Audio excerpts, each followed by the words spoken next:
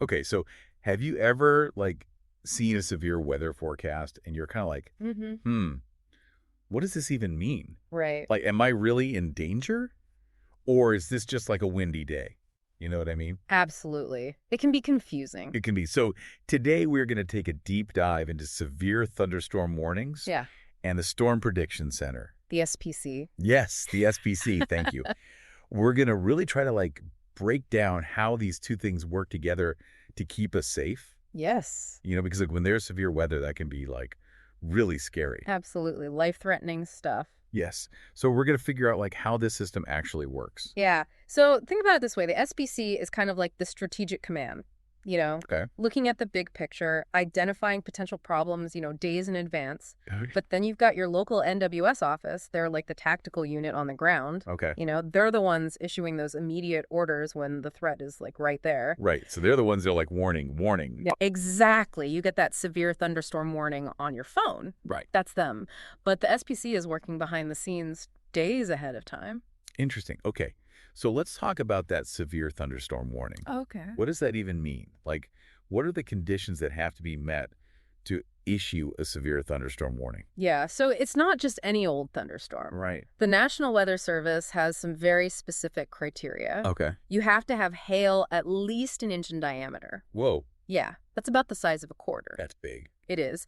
You also need winds of 58 miles per hour or greater. Wow. Or, of course, a tornado. Right. And, we can't forget about the heavy rain that comes with these storms. Yeah, that can cause some serious problems. Absolutely. Flash flooding is a huge danger. So it sounds like they don't just issue these warnings lightly. No, these warnings mean business. Right. So when you do see one of these warnings pop up on your phone or whatever, Mm-hmm. what kind of information should you be looking for? Yeah, so these warnings are very geographically specific. They'll tell you exactly which areas are at risk and for how long. Okay. They'll also tell you the specific hazards you can expect. Like what? Like, they might say a quarter-sized hail possible or 60-mile-per-hour winds expected. Okay. And they'll always mention the potential for flash flooding, too. Gotcha. So they give you a really good breakdown. Exactly. Because they want you to understand the urgency. Right. This isn't just like a suggestion. No, this is like take action now, find shelter. Right. Get away from the windows. Exactly. Okay. So obviously there's a lot of technology that goes into issuing these warnings. Oh, yes. It's not just some guy looking out the window anymore. No way, Doppler radar is the real MVP here. Okay. I've heard of Doppler radar, but I don't really know how it works. Yeah, so basically it sends out radio waves and then measures how those waves change when they bounce back off of precipitation. Okay. And that tells us if the precipitation is moving towards or away from the radar. Oh, wow. Yeah, so we can actually see the winds inside the storm. That's incredible. It is. We can see the structure of the storm and even spot rotation that might indicate a tornado. So that's how they know where the tornadoes are going to be. It's a big part of it.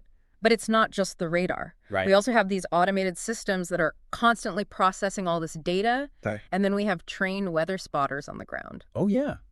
Those are the folks that like go out and chase the storms.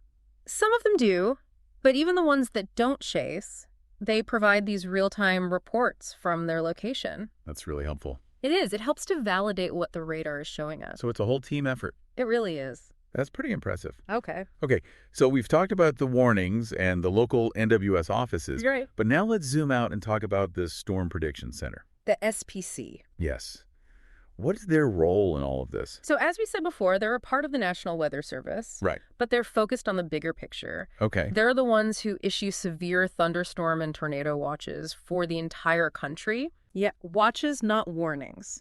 That's the key difference. Gotcha. So they're basically letting everyone know where and when severe weather might be possible. So they're kind of like giving us a heads up. Exactly. And they can do this days in advance. Days.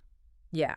They issue these severe weather outlooks every day. Okay. And they even have outlooks that go out several days into the future. Wow. So they're looking at the whole country like way ahead of time. That's right. And how do they know where the severe weather is going to be? Well, they use all sorts of data and tools. They have these sophisticated computer models that are constantly running simulations of the atmosphere. Wow. They also get data from satellites, which give them a bird's eye view of what's happening. That's amazing. It is. And they use radar data too, but they're looking at it on a much broader scale than the local offices. Okay. But honestly, the most important factor is the expertise of the meteorologists at the SPC. Right. These are the people who are analyzing all this information and interpreting the model output.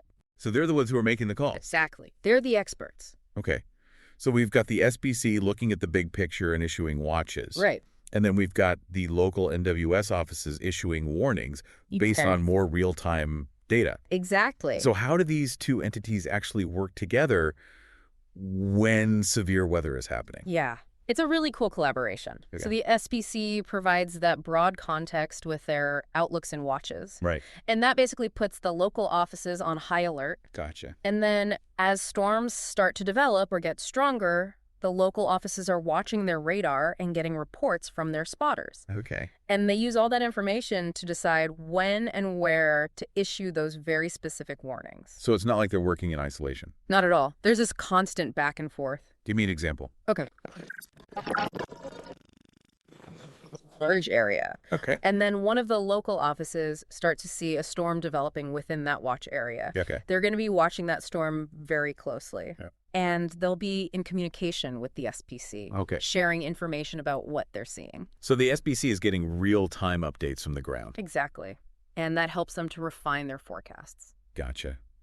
And then what happens? Well, as that storm gets stronger and starts to show signs of becoming severe, Like what kind of signs? like maybe the radar is showing strong rotation or the spotters are reporting large hail, Okay. then that local office is going to issue a warning for their specific area. And that's when I get the alert on my phone. Exactly. Wow. So it's really like a whole system working together. It really is. And it's all about getting that information to the public as quickly and accurately as possible. Right. Because that's what keeps us safe. Exactly. So earlier you mentioned public awareness. Yes. What role does that play in all of this? It's huge. Honestly, even the best forecast and the fastest warning are useless if people don't understand them. Right. So both the SPC and the local NWS offices are always trying to educate the public about things like the difference between a watch and a warning, Right. and more importantly, what to do when you get one. Like where to go. Exactly. If you have a plan in place when you get a watch, Right. and then, take shelter immediately when you get a warning, Right. that can save your life. That makes sense. Okay. So we've talked about all this amazing technology and expertise, Yeah. but we still hear about the challenges in predicting severe weather. Oh, absolutely. Like it seems like we still can't always predict exactly where a tornado is going to touch down. Right. That's one of the biggest challenges in meteorology. Why is that so hard? Well, tornadoes form on such a small scale. Oh, okay. It's all about these tiny little variations in the atmosphere within a thunderstorm. Gotcha. And even with all our technology, it's still really hard to observe and model those variations accurately. So it's like trying to predict where a leaf is going to fall. Kind of. Yeah. Yeah, it's very chaotic. Wow. What about flash flooding? Is that hard to predict too? It can be, especially in urban areas. Why is that? Well, you need a really accurate rainfall forecast. Right. But you also need to know about things like the drainage system in the area Okay. and how saturated the ground already is. Oh, right. Because if it's already soaked? Exactly. It doesn't take much rain to cause a flood. So even with all our advances, it's still not an exact science? Nope. But we're getting better all the time.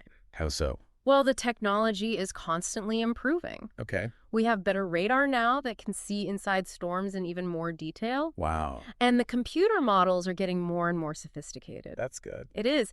And the way we communicate with the public is getting better too. In what way? We're trying to make the warnings more clear and concise. Okay. And we're doing a better job of explaining the science behind them. So people can understand what's really going on. Exactly. This has been so interesting. Yeah, it's fascinating stuff. It is. It really makes you appreciate all the work that goes into keeping us safe from severe weather. Absolutely. There are so many people working behind the scenes, at the SPC and at all the local NWS offices. Yes. Because they're all dedicated to understanding and predicting these storms. And keeping us informed. Exactly. So after learning all about this, I have a question for you. Okay. Knowing that we can't always predict severe weather perfectly, Right. what do you think is the most important thing people can do to stay safe? That's a great question.